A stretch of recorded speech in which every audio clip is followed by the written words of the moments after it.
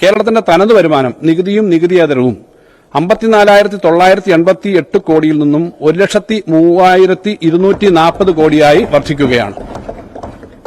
Sir, സംസ്ഥാനത്തിന്റെ കേന്ദ്ര വിഭവ കൈമാറ്റത്തിൽ നിന്നും വർഷം 50,000 കോടി രൂപയിലധികം വെട്ടിക്കുറവ് വരുത്തിയിട്ടും നമ്മുടെ ചെലവ് വർദ്ധിപ്പിക്കാനായത് തനത് വരുമാനത്തിൽ കൈവരിക്കാൻ കഴിഞ്ഞ വർധനവിലൂടെയാണ് എന്ന് അഭിമാനപൂർവ്വം പറയാൻ കഴിയും. സർ, മൂലധന ചെലവ് ഈ സർക്കാരിന്റെ 3 വർഷക്കാലത്തെ ബജറ്റ് വഴിയുള്ള മൂലധന ചെലവ് 41,772 കോടിയാണ്. മുൻ സർക്കാരിന്റെ 5 വർഷക്കാലത്തെ മൂലധന ചെലവ് 47,650 കോടിയായിരുന്നു. എന്നാൽ 2011-14 സർക്കാരിന്റെ മൂലധന ചെലവ് 24,505 കോടി രൂപയായിരുന്നു. യഥാർത്ഥ മൂലധന ചെലവ് എഫക്റ്റീവ് ക്യാപിറ്റൽ എക്സ്പെൻഡിച്ചർ. സർ, ബജറ്റിൽ പറയുന്ന മൂലധന ചെലവിന് പുറമെ തദ്ദേശ സ്ഥാപനങ്ങൾ ഉൾപ്പെടെ നടത്തുന്ന മൂലധന ചെലവ് കൂടി കണക്കാക്കിയാൽ ലഭിക്കുന്ന യഥാർത്ഥ മൂലധന ചെലവ് 2022-23, 23-24 വർഷങ്ങളിൽ യഥാക്രമം 21,635 കോടിയും 20,699 കോടിയും ആയിരുന്നു. നടപ്പു വർഷം യഥാർത്ഥ മൂലധന ചെലവ് വീണ്ടും ഉയരും.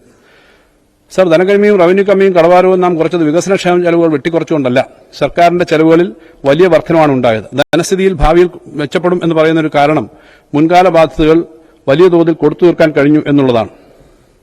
സർ, കിഫ്ബിയുടെയും പെൻഷൻ കമ്പനിയുടെയും പബ്ലിക് അക്കൌണ്ടിലെയും മുൻകാല ബാധ്യതകൾ കേരളത്തിന്റെ വായ്പാപരിധിയിൽ നിന്നും വെട്ടിക്കുറച്ചു. അത് ഇത്തരം കാര്യങ്ങൾ ചെയ്തിട്ട് ഈ മാറ്റം വികസനോന്മുഖ പദ്ധതികൾ ഏറ്റെടുക്കാൻ ഈ ബുദ്ധിമുട്ടുണ്ടാക്കി. ഇനിയുള്ള കാലത്ത് ആ കാര്യത്തിന് മാറ്റം വരുമെന്നാണ്. സർ, കിഫ്ബി പരീക്ഷണത്തെ റദ്ദ് ചെയ്യുന്ന സമീപനമാണ് കേന്ദ്ര സർക്കാർ സ്വീകരിച്ചത്. ബജറ്റിന് പുറത്ത് വായ്പയെടുത്ത് ഏറ്റെടുക്കാമെന്ന് കരുതിയ മുഴുവൻ കിഫ്ബി വികസന പ്രൊജക്ടുകളുടെയും ഭാരം ഇപ്പോൾ സംസ്ഥാനത്തിന്റെ ബജറ്റിൽ നിന്നാണ് നൽകുന്നത്. ഇക്കാര്യത്തിൽ സുപ്രീംകോടതി തീരുമാനം കേരളത്തിന് അനുകൂലമാവുകയോ കേന്ദ്ര നിലപാട് മാറ്റുകയോ ചെയ്താൽ ഏറെ സഹായകരമാവും. സർ, ഉറച്ച ചുവടുവയ്പ്പുകളുമായി സർക്കാർ മുന്നോട്ട്. സർ, സംസ്ഥാനത്ത് സാമ്പത്തിക ഞെരുക്കത്തിന്റെ പശ്ചാത്തലത്തിലും ചെലവുകൾക്ക് യാതൊരു കുറവും വരുത്താൻ സർക്കാർ തയ്യാറായിട്ടില്ല. കഴിഞ്ഞ 4 വർഷം എല്ലാ മേഖലകളിലേക്കും പണമെത്തിക്കാനും വികസനക്ഷേമ പ്രവർത്തനങ്ങൾ അനുസ്യൂതം മുന്നോട്ട് കൊണ്ടുപോകാനും സർക്കാരിന് കഴിഞ്ഞുവെന്ന് ഒരിക്കൽ കൂടി അഭിമാനപൂർവ്വം പറയട്ടെ. സർ, കോവിഡ് പ്രതിരോധവും പ്രളയ പുനരധിവാസവും വൻകിട പദ്ധതികളുടെ നടത്തിപ്പ് ഉൾപ്പെടെ നിർവഹിച്ച ഏറ്റവും അധികം ചെലവുകൾ ഏറ്റെടുത്ത ഒന്നാം പിണറായി സർക്കാരിന്റെ ശരാശരി വാർഷിക ചെലവ് 1.17 ലക്ഷം കോടി രൂപയായിരുന്നു. സർ, എന്നാൽ രണ്ടാം പിണറായി സർക്കാരിന്റെ ശരാശരി വാർഷിക ചെലവ് 1.64 ലക്ഷം കോടി രൂപയാണ്. ചെലവുകൾ വെട്ടിക്കുറയ്ക്കുകയല്ല, 40% വർദ്ധിപ്പിക്കുകയാണ് ഈ സർക്കാരിന്റെ കാലയളവിൽ ചെയ്തത് എന്ന് അഭിമാനകരമാണ്. സർ, ഏകദേശം 50,000 കോടി രൂപയുടെ വർധനമാണ് സർക്കാരിന്റെ ശരാശരി വാർഷിക ചെലവിൽ നമുക്ക് സൃഷ്ടിക്കാനായത്. അതിന്റെ ഉണർവ് നാടിന്റെ വിവിധ മേഖലകളിൽ ചെന്നെത്തിയിട്ടുണ്ട്. സർ, സാമൂഹ്യ സുരക്ഷാ പെൻഷൻ ഇനത്തിൽ സർക്കാർ 42 മാസം കൊണ്ട് വിതരണം ചെയ്തത് 33,210 കോടി രൂപയാണ്.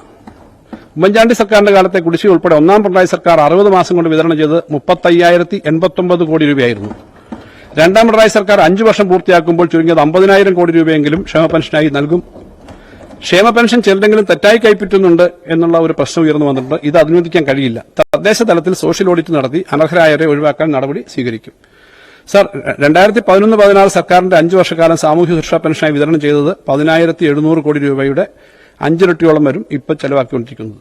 സർ, തദ്ദേശ സ്വയംഭരണ സ്ഥാപനങ്ങൾക്ക് ഈ സർക്കാർ ഇതുവരെ നൽകിയത് 38,339 കോടി രൂപയാണ്. സർ, തദ്ദേശ സ്വയംഭരണ സ്ഥാപനങ്ങൾക്കുള്ള ബജറ്റ് വിഹിതം മുൻവർഷം 15,205 കോടി രൂപയായിരുന്നത് 15,980.49 കോടി രൂപയായി ഉയർത്തുന്നു. സർ, ഇതിൽ ജനറൽ പർപ്പസ് ഫണ്ടായി 2,577 കോടി രൂപ, മെയിന്റനൻസ് ഗ്രാന്റ് 4,188 കോടി രൂപയും വകയിരുത്തുന്നു. പദ്ധതി വിഹിതം 27.5% നിന്നും 28% ഉയർത്തുന്നു.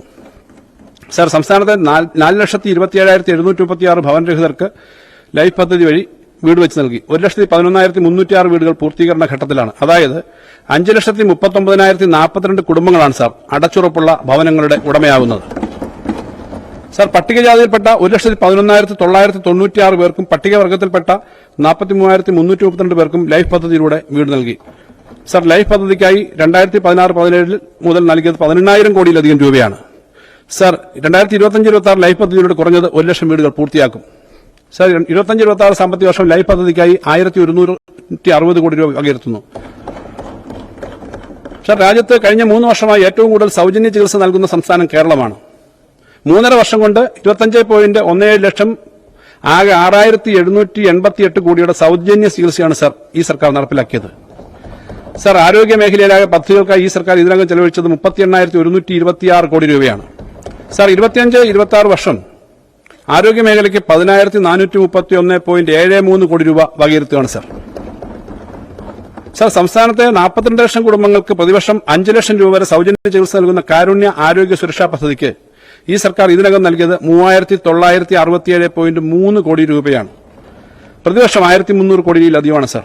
സർ, ബജറ്റിൽ നീക്കിവെക്കുന്ന തുകയേക്കാൾ അധികരിച്ച തുകയാണ് ഓരോ വർഷവും കാരുണ്യ പദ്ധതിക്ക് നൽകുന്നത്. സർ, 25-26 കാരുണ്യ ആരോഗ്യ സുരക്ഷാ പദ്ധതിക്കായി ആദ്യഘട്ടമായി 700 കോടി രൂപ അനുവദിക്കുന്നു. സർ, സംസ്ഥാനത്ത് കഴിഞ്ഞ 3 വർഷത്തിനിടയിൽ 12.74 ലക്ഷം വൈദ്യുതി കണക്ഷനുകളാണ് നൽകിയത്. കഴിഞ്ഞ 8 വർഷമായി കേരളത്തിൽ പവർ കട്ട് ഉണ്ടായിട്ടില്ല സർ. പുതുതായി 1359.55 മെഗാവാട്ട് വൈദ്യുതി ഈ സർക്കാരിന്റെ കാലത്ത് നാം ഉൽപ്പാദിപ്പിച്ചു. സർ, ഈ സർക്കാരിന്റെ കാലത്ത് ഗ്രാമനഗര മേഖലകളായി 20,28,424 കുടിവെള്ള കണക്ഷനുകളാണ് പുതുതായിട്ട് അനുവദിച്ച് നൽകിയത്. സർ, 3 വർഷം കൊണ്ട് 1,80,887 കുടുംബങ്ങൾക്ക് സംസ്ഥാനത്ത് പട്ടയം വിതരണം ചെയ്തു. കഴിഞ്ഞ 1.5 വർഷം കൊണ്ട് സംസ്ഥാനത്തെ 5.58 ലക്ഷം ഹെക്ടർ ഭൂമി ഡിജിറ്റൽ സർവേയിലൂടെ അളന്ന് തിട്ടപ്പെടുത്തി. സർ, രാജ്യത്തെ പല സംസ്ഥാനങ്ങളും ഈ സംവിധാനം മനസ്സിലാക്കുന്നതിനും പഠിക്കുന്നതിനുമായി കേരളത്തിലേക്ക് എത്തി. സർ, ഈ സർക്കാരിന്റെ കാലത്ത് പൊതുമരാമത്ത് വകുപ്പിന്റെ കീഴിലുള്ള 29,522 കിലോമീറ്റർ റോഡിൽ 17,483.8 കിലോമീറ്ററും BMBC നിലവാരത്തിലേക്ക് ഉയർത്തി. സർ, 100-ലധികം പാലങ്ങൾ നിർമ്മിച്ചു. 180ഓളം പാലങ്ങൾ ഉടൻ പൂർത്തീകരിക്കാൻ പോകുന്നു.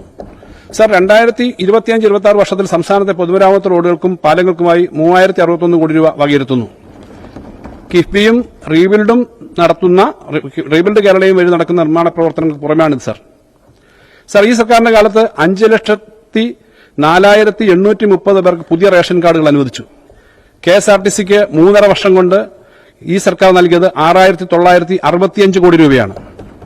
കഴിഞ്ഞ 3.5 വർഷം കൊണ്ട് 2.75 ലക്ഷം വ്യവസായ സംരംഭങ്ങൾ സംസ്ഥാനത്ത് ആരംഭിച്ചു. സർ, കേന്ദ്ര സർക്കാരിന്റെ ഈസ് ഓഫ് ഡൂയിങ് ബിസിനസ് പട്ടികയിൽ രാജ്യത്ത് ഒന്നാമതായി നമുക്ക് എത്താൻ കഴിഞ്ഞു. 15ാം സ്ഥാനത്ത് വന്നു.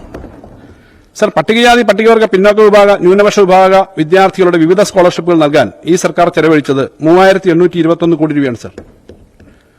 സർ, ഭാവി കേരളത്തിന് വഴിതെളിക്കാം.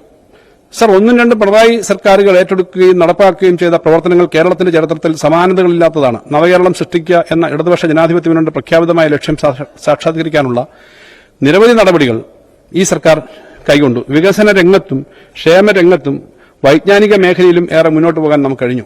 8 വർഷം കൊണ്ട് കേരളത്തിന്റെ അടിസ്ഥാന സൌകര്യ വികസന മേഖലയിലുണ്ടായ മാറ്റം അവിശ്വസനീയതയോടെയാണ് പലരും നോക്കിക്കാണുന്നത്. സംസ്ഥാനത്തെ ഒരു വിജ്ഞാന സമ്പദ് വ്യവസ്ഥ സൃഷ്ടിക്കുക എന്ന ലക്ഷ്യം മുൻനിർത്തി നിരവധി പദ്ധതികൾ കഴിഞ്ഞ ബജറ്റിൽ പ്രഖ്യാപിച്ചിരുന്നു. വിഴിഞ്ഞം തുറമുഖവും IT രംഗത്തും വ്യവസായ രംഗത്തും ഉണ്ടായ കുതിപ്പ് നൽകുന്ന സാധ്യതകളെ ഉപയോഗപ്പെടുത്തിയും ഉന്നത വിദ്യാഭ്യാസ ഗവേഷണ മേഖലയെ ശക്തിപ്പെടുത്തിയും ഒരു പുതിയ സാമ്പത്തിക മേഖല സൃഷ്ടിക്കുക എന്ന ലക്ഷ്യത്തിലേക്ക് നാം സഞ്ചരിക്കുകയാണ്. സർ, പുതിയ കേരളത്തിന്റെ സൃഷ്ടി സംബന്ധിച്ച് വ്യക്തമായ പദ്ധതി സർക്കാരുണ്ട്. ആമുഖത്തിൽ സൂചിപ്പിച്ചതുപോലെ കേരളത്തിന്റെ സാമൂഹ്യ ജീവിതത്തിലും ജനസംഖ്യാ ഘടനയിലും ഉണ്ടാകുന്ന മാറ്റങ്ങളും ലോകമെമ്പാടുമുണ്ടാകുന്ന മാറ്റങ്ങൾ കേരളീയ പൊതുജീവിതത്തിൽ ചെലുത്തുന്ന സ്വാധീനവും സൂക്ഷ്മമായി മനസ്സിലാക്കിയാണ് നാം വികസന മുൻഗണനകൾ നിശ്ചയിക്കുന്നത്.